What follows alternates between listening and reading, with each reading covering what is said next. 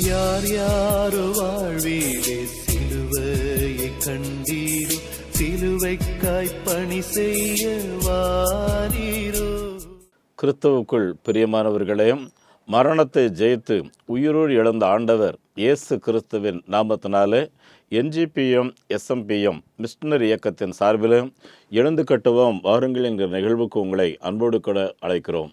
ஆண்டவராகிய இயேசு கிறிஸ்து தம்முடைய சீசர்களை நோக்கி மனம் திரும்புதலும் பாவம் மன்னிப்பும் எருசலேம் தொடங்கி சகல தேசத்தவர்களுக்கும் இந்த நற்செய்தி சாட்சியாய் பிரசங்கிக்கப்பட வேண்டும் என்று சொன்னார். இந்த வசனத்தின் அடிப்படையிலேயே நாங்கள் ஒரு 70 பேர் கொண்ட குழுவாக நம்முடைய பாரத தேசத்துக்கு இயேசு கிறிஸ்து ஒருவராலே மாத்திரமே ரட்சிப்பு உண்டு, பரலோகம் செல்வதற்கு பல வழி உண்டு என்று சொல்லி பலர் சொல்வார்கள். ஆனால் வேதம் தெளிவாக சொல்லுகிறது. யோவான் 14:6 இயேசு சொன்னார், நானே வழியும் நானே சத்தியமும் ஜீவனுமாக இருக்கிறேன், என்னை அல்லாமல் ஒருவனும் பிதாவினிடத்தில் வர முடியாது என்று தெளிவாக சொன்னார். மேலும் அப்போஸ்தலர் 4:12 எழுதியிருக்கிறது, மேலே வானத்திலேயும் கீழே பூமியிலேயும் மனிதர்கள் ரட்சிக்கப்படும்படி இயேசு கிறிஸ்து நாமமே இல்லாதபடி வேறு நாமம் இல்லை என்று தெளிவாக எழுதியிருக்கிறது. ஆகவே நம்முடைய பாரத தேசத்து மக்கள் அத்தனை பேரும் மோட்சம் போக வேண்டும் என்று ஆசைப்படுகிறார்கள். ஆகவே தான் யார் சொன்னாலும் அதை அப்படியே நம்புகிறார்கள். இப்படி நம்பி பலர் மூட நம்பிக்கையிலையும் விழுந்து கிடக்கிறார்கள். அன்புக்குரியவர்களே, இப்படிப்பட்டவர்களுக்கு பரலோகம் போகிறதுக்கான வழிகளை மாத்திரமல்ல, இந்த உலகிலே வாழும்போது அவர்களுக்கு ஒரு விடுதலை தேவை. சமாதானம் கிடையாது, நிம்மதி கிடையாது, ஜாதகம் சரியில்லை என்று சொல்லி ஜனங்களை வஞ்சக பாதையிலே நடத்துகிறவர்கள், ஜாதகம் சரியில்லை என்று சொல்லி ஏராளமான இளம் பெண்களுடைய கற்பு சூறையாடப்படக்கூடிய இந்த நாட்டிலே நாம் வாழ்ந்து கொண்டிருக்கிறோம். அன்புக்குரியவர்களே, இப்படிப்பட்டவர்களுக்கு நல்ல செய்தி வேண்டும். அந்த நல்ல செய்தி தான் இயேசு சொன்னார், இந்த ஜனங்களுக்கு நீங்கள் சொல்ல வேண்டும். இந்தியாவை இயேசு கிறிஸ்து அதிகமாக நேசிக்கிறார். அவர் நேசிக்கிறனால தான் அவருடைய சீசனாகிய தோமாவை இந்த நாட்டுக்கு அனுப்பி வைத்தார். அது மாத்திரமல்ல, இன்றைக்கும் ஏராளமான அற்புதங்கள் அடையாளங்களை நம்முடைய தேசத்துக்கு தேவன் செய்து கொண்டிருக்கிறார். கலிலேயாவின் கடற்கரை ஓரமாய் நடந்து போய் கொண்டிருந்த இயேசு கிறிஸ்து நம்முடைய தேசத்தில் இருக்கிற கடற்கரைகள் மலைகளிலே நடந்து போய் அவர் அற்புதத்தை செய்கிறார், ஜனங்களுக்கு தம்மை வெளிப்படுத்துகிறார். லூக்கா 15:10 எழுதியிருக்கிறது, மனம் திரும்புகிற ஒரு பாவி நிமித்தம் பரலோகத்தில் மிகுந்த சந்தோஷம் உண்டாயிருக்கும் என்று எழுதியிருக்கிறது. அப்படியானால் நண்பர்களே, நீங்களும் நானும் செய்ய வேண்டிய அதிமுக்கியமான வேலை பரலோக ராஜ்யத்தை சந்தோஷப்படுத்த வேண்டிய ஒரு காரியம். இந்த பரலோக ராஜ்யத்தை சந்தோஷப்படுத்துகிறதுக்கு ஒரே வழிதான் உண்டு, பாவிகள் மனம் திரும்புவது. என் அன்புக்குரியவர்களே, நம்முடைய தேசத்து மக்களுக்கு மனம் திரும்புதலின் செய்தியை நாம் சொல்ல வேண்டும். இதை சொல்வதற்காக தான் இந்த இயக்கத்தை தேவன் எழுப்பியிருக்கிறார். அனைத்து பேராயர்கள், அனைத்து திருச்சபையின் தலைவர்கள், இண்டிபெண்டன்ட் ஊழியர்கள் அத்தனை பேரும் மிஷனரி பணியில் ஈடுபட வேண்டும் என்று சொல்லி பல போதகர்மாரை சந்திக்கிறோம். பல போதகர்மார், இண்டிபெண்டன்ட் போதகர்மார் அழைப்பு கொடுத்து சபைகளில் பேசும்படி அழைக்கிறார்கள். என் அன்புக்குரியவர்களை, இப்படிப்பட்ட தேசத்தில் தேவையை சந்திக்கூடிய பல பாஸ்டர்ஸ்மாரை தேவன் எழுப்பியிருக்கிறார். இன்னும் பல திருச்சபை CSI CNI பெரியவர்களை எழுப்பியிருக்கிறார். அதற்கான நான் ஆண்டவரை ஸ்தோத்திரிக்கிறேன். அன்புக்குரியவர்களை, SMPM இயக்கம் ஆரம்பித்த நாள் தொடங்கி இதுவரையிலேயும் இயேசு கிறிஸ்துவை மாத்திரமே நோக்கி பார்த்து எந்த மனிதனையோ இல்லையென்றால் எந்த நாட்டிலிருந்தோ பணம் வரும் என்று எதிர்பார்க்காதபடி அவர் சந்திப்பார் என்ற விசுவாசத்தோடு கூட இந்த ஊழியங்களை செய்கிறோம். மாதந்தோறும் ஒரு 4000 பத்திரிகையை நாங்கள் தயாரித்து இந்த ஊழியங்களை ஆதரிக்கிறவர்களுக்கு என்று சொல்லி அனுப்புகிறோம். ஆத்துமாவே தேடி நீங்களும் ஜெபம் பண்ணி கொள்ளுங்கள். இந்த பத்திரிகை ஒரு இலவச பத்திரிகை. இது வாட்ஸ்அப் மூலமாக மெயில் மூலமாக அனுப்புகிறோம். உங்களுடைய மெயில் ஐடி வாட்ஸ்அப் கொடுத்தீங்கன்னா நாங்கள் அனுப்பி வைப்போம். அதே போல் தபால்லையும் 4000 பேருக்கு போகுது. நாம் இயேசு கிறிஸ்து சீக்கிரம் வரப்போகிறாரு, அவரை சந்திக்கிறதற்கு நாம் ஆயத்தமாக இருக்க வேண்டும் என்று சொல்லி இந்த பத்திரிகை நாங்கள் தயாரித்து அனுப்புகிறோம். அன்புக்குரியவர்களே, எங்களுக்காக நீங்கள் ஜெபித்துக் கொள்ளுங்கள். இதுவரையிலேயும் 386 கிராமங்களிலே நாங்கள் திருச்சபைகளை ஸ்தாபிக்கும்படி சுமார் 2886 பேருக்கு முதல் தலைமுறை கிறிஸ்தவர்களுக்கு திருமுழு கொடுக்கும்படி ஆண்டவர் உதவி செய்திருக்கிறார். 17 கிராமங்களில் ஆலயங்கள் கட்டி பிரதிஷ்டை செய்திருக்கிறோம். 4 ஆலயங்கள் பிரதிஷ்டைக்கு ஆயத்தமாக இருக்கிறது. எங்களுடைய ஆலய கட்டுமான குழுவினர்கள் ஒரு மாதத்திற்கு 2 ஆலயம் கட்டிவிட வேண்டும் என்று சொல்லி ஜெபிக்கிறார்கள். அவருடைய நண்பர்களிடத்தில் தெரிந்தவரிடத்தில் அதை குறித்து பேசுகிறார்கள். பலர் ஆலய ஆலயம் கட்டுவதற்கு முன் வருகிறார்கள், போதகர்கள் முன் வருகிறார்கள். அதற்காக நாங்கள் ஆண்டவரை ஸ்தோத்திரிக்கிறோம். நம்முடைய பாரத தேசத்தில் இன்னும் 4 லட்சம் கிராமங்களில் ஆலயங்கள் கிடையாது. ஆலயம் இல்லாத இடங்களில் குடியிருக்க வேண்டாம்னு சொல்லுவாங்க. அருமையானவர்களே, நான் ஒரு கிராமத்துக்கு போயிருக்கும்போது அந்த கிராமத்தில் ஒரு கிறிஸ்தவ தேவாலயம் பாழடைஞ்சு கிடந்தது. ஊர் மக்கள்லாம் கூடி வந்து என்கிட்ட என்ன சொன்னாங்கன்னா, ஐயா, என்றைக்கு இந்த தேவாலயம் பாழா போச்சோ அன்னையிலேருந்து எங்கள் கிராமம் பாழா போச்சு. இந்த தேவாலயத்தில் முதல்ல விளக்கு எரியணும். தயவுசெய்து அந்த இடத்த உங்களுக்கு தரோம், நீங்கள் அதை சுத்தப்படுத்தி அதில் உடனே விளக்கு எரிய வைக்கணும். கரண்ட்டு தர்றதுக்கு நாங்கள் ஏற்பாடு பண்ணுறோம். டெய்லி அங்கே பாட்டு பாடணும்னு சொல்லி கேட்டுக்கிட்டாங்க. என் அன்புக்குரியவர்களே, ஒரு கிராமத்தையே மகிழ்ச்சியான பாதையில் நடத்தக்கூடியது கர்த்தருடைய ஆலயம். ஆகவே கிறிஸ்தவர்களாகிய நாம் கர்த்தருடைய ஆலயம் இல்லாத இடங்களில் ஆலயம் கட்ட முன் வருவோம். ஒவ்வொரு சபைகளும் ஒரு ஆலயத்தை ஆண்டுக்கு ஒரு முறை கட்டுறதுக்கு முன் வரலாம். பார்த்துக்குங்க அருமையானவர்களே, ஒரு பேராயர் அவருடைய ரிட்டைர்மெண்ட்டுக்கு முன்னால் நான் 100 சபையாவது நான் கட்டாமல் நான் ரிட்டையர்ட் ஆக மாட்டேன் அப்படின்னு சொல்லி அவர் அப்படி தான் டார்கெட் ஃபிக்ஸ் பண்ணணும். பார்த்துக்குங்க அன்புக்குரியவர்கள், அப்படி செய்தாங்கன்னா அவங்க ஊழியம் ரொம்ப ஆசீர்வாதமாக இருக்கும். நம்ம வாழ்கிறோம் காலம் மிக கடைசி காலம். அருமையானவர்களே, தொழில் முனைவோர் இந்த ஊழியத்தில் ஈடுபட வேண்டும் என்று சொல்லி அவர்களுக்கென்று ஒரு சேமிப்பு பெட்டி, உண்டியல் காணிக்கை பெட்டி நாங்கள் கொடுக்குறோம். மற்றவர்கள் அதை வாங்கி வைத்துக் கொள்ளலாம். நம்ம வீட்டில் ஆண்டவர் கொடுக்குற ஆசீர்வாதங்கள், திருமண நாள், பிறந்த நாள், பிள்ளைகளுடைய நல்ல காரியங்கள், அதே போல் தொழில் முனைவர்கள் வியாபாரத்தை ஆரம்பிக்கிறதுக்கு முன்னாடி கர்த்தருக்கு என்று சொல்லி ஒரு பங்கு என்று சொல்லி எடுத்து வைத்து இப்படிப்பட்ட ஊழியங்களிலே நாம் ஈடுபடலாம். ஆண்டவர் நிச்சயமாக கர்த்தர் உங்களை ஆசீர்வதிப்பார்.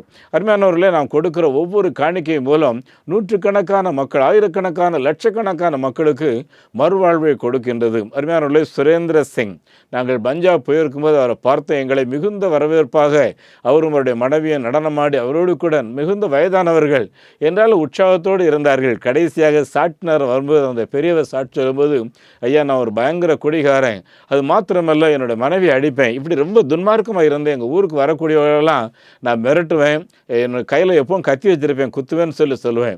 இப்படி தான் இருந்துகிட்டு இருக்கும்போது திடீர்னு மனைவி சிக்கானாங்க. அவங்களுக்கு கேன்சர்னு சொல்லி சொன்னாங்க. யூட்ரஸ் உடனே ரிமூவ் பண்ணணும்னு சொன்னாங்க. அப்போ தான் எனக்கு வாழ்க்கையில், ஐயோ, நான் இவ்வளோ நாள் வைத்திருந்தேன், வீட்டில் எல்லாமே போயிருச்சேன், ஒன்றுமே இல்லையேன்னு சொல்லி வெறுப்பாக இருந்துகிட்டு இருக்கிற வேளையில் தான் எனக்கு இயேசு கிறிஸ்து வந்தார்.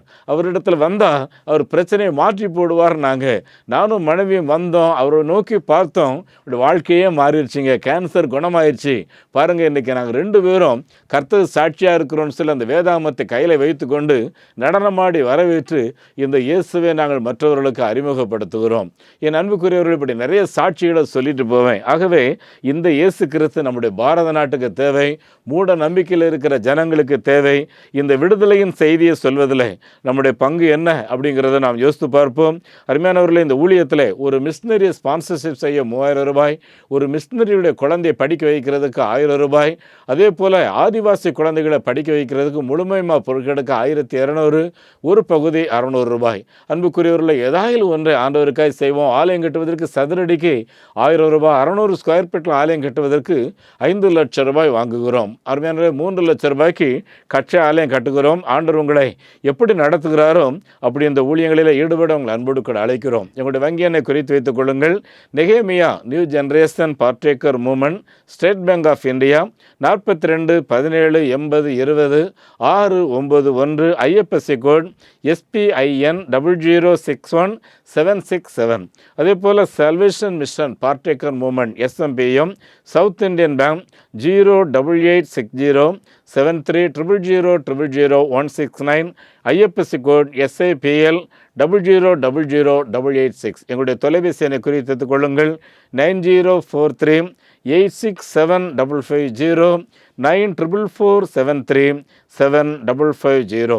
உங்களுக்கு நாங்கள் ஜெபிக்கிறோம். ஆண்டவர் உங்களை நிச்சயமாக ஆசீர்வதிப்பாராக. அருமையானவர்களே, இந்த நாளில் உங்களோடு கூட பேசும்படி நான் தெரிந்து வைத்திருக்கிற ஒரே ஒரு வசனத்தை உங்கள் மத்தியில் நான் வைத்து நான் முடிக்க விரும்புகிறேன். அந்த வசனம், யோசேபாத் என்ற ஒரு அரசர் தன்னோடக்கு முன்பாக இருக்கிற திரள் கூட்டமான ஜனங்களை பார்த்து அவர் சொன்ன ஒரு வார்த்தை.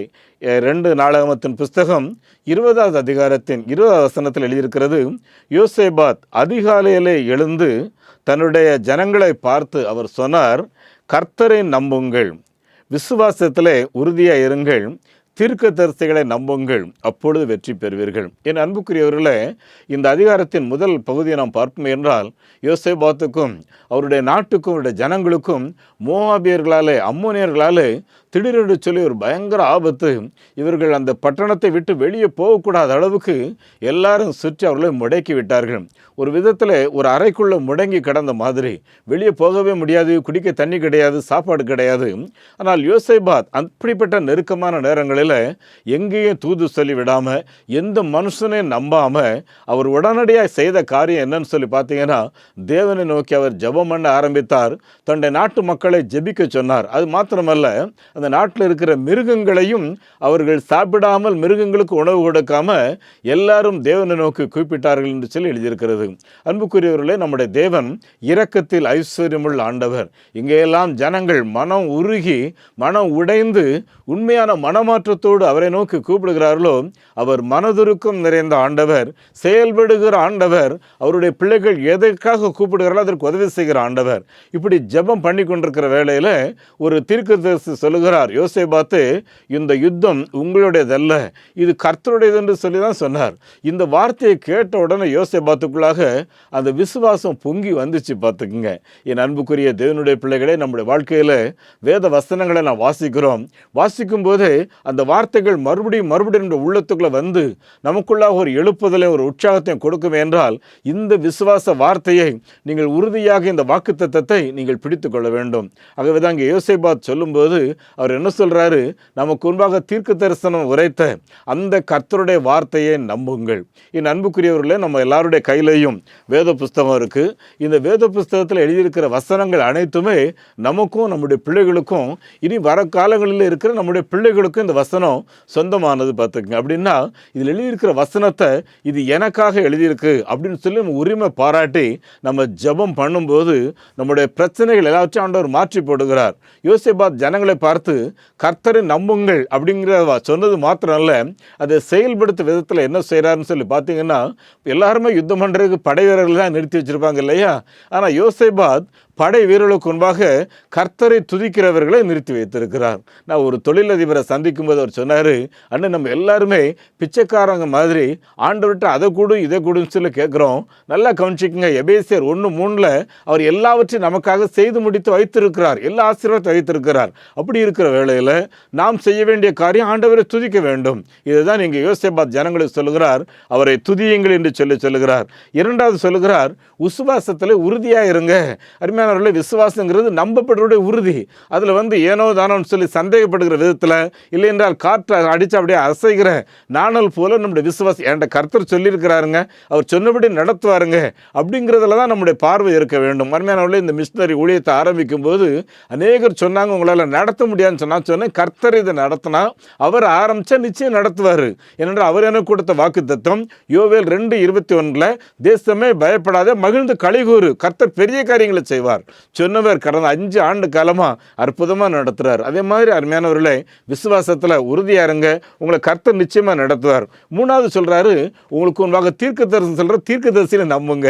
நிறைய தீர்க்க தரிசனங்கள் இருக்குது, ஆனால் வசனத்தின்படி சொன்ன அதை நம்புங்க, ஜெபியுங்க, ஆண்டோட வாழ்க்கையில் பெரிய காரியங்களை செய்வார். உங்களுக்கு நான் ஜெபிக்க விரும்புகிறேன். பரலோக தந்தையே, இந்த வார்த்தைகளை கேட்டுக்கொண்டிருந்த அருமையான கர்த்தருடைய பிள்ளைகள் ஒவ்வொருவருக்காய் ஸ்தோத்திரம். உங்களுடைய பிள்ளைகளை பலப்படுத்துவீராக.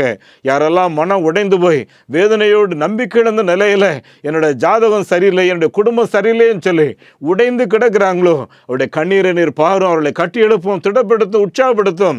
இந்த ஜெபம் அவருடைய வீட்டில், இந்த வார்த்தை அந்த வீட்டில் ஒரு பெரிய எழுப்புதலை கொண்டு வரட்டும். கர்த்தர் அப்படியே செய்கிறதற்காக ஸ்தோத்திரம். ஆண்டவரும் இரட்சகருமாகிய இயேசு கிறிஸ்துவின் நாமத்தில் இந்த ஜெபத்தை கேட்கின்றோம் பிதாவே, ஆமேன். நம்முடைய ஆண்டவர் இயேசு கிறிஸ்துவனுடைய கிருபையும் பிதாவாகிய கடவுளின் அன்பும் பரிசுத்த ஆவியானவருடைய நடத்துதல் நம் அனைவரோடும் இன்றும் என்றும் சதா காலங்களிலேயும் தங்கியிருப்பதாக, ஆமேன். இந்த மாபெரும் நற்செய்தி பணியில் ஒரு ஆதிவாசி குழந்தைய நீங்கள் 600 ரூபாய் கொடுத்து படிக்க வைக்கலாமே, உங்களால் ஏன்ற தொகையை கொடுத்து ஒரு ஆலயங்கள் கட்டுவதற்கு தீர்மானம் எடுக்கலாமே, உங்களுடைய பங்குகள் என்ன?